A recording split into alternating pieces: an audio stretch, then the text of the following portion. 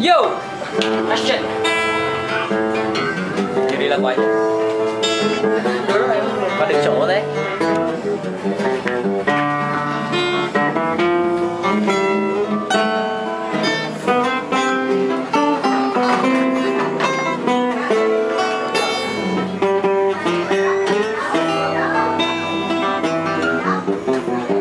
Nếu ai đã từng được nghe chuyện tình yêu trên khắp thế gian, chắc sẽ không gì so sánh lẫn thủy chung tình yêu tổ thì người yên nước xưa đang hạnh phúc sống trong tổ ấm, nhưng một ngày kia chuyện sẽ là đời, thế giới kia là áng mộng, họ cùng chung huyết thống anh em qua trong ban vì số phận chàng trai đã cất bước ra đi.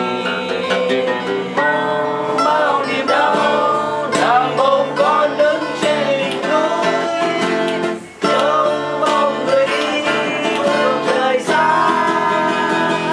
Ngày nào hoa đã chưa trông nghìn năm, nhưng người đó đã không quay về để nàng sống quá thân mỏi mòn. Ngày nào hoa đã vì lòng mình chung còn sát son, câu chuyện đó sẽ mãi lưu truyền đến mai sau. Nếu ai đã từng được nghe chuyện tình yêu trên khắp thế gian, chắc sẽ không gì so sánh lòng thủy chung tình yêu tổ tình.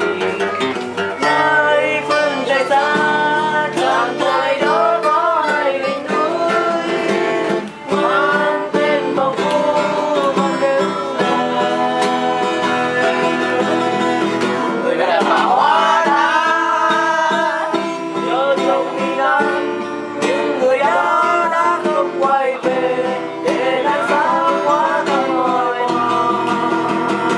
Người đàn bà hoa đã vì lòng thủy chung còn sát son, câu chuyện đó sẽ mãi lưu truyền đến mai sau.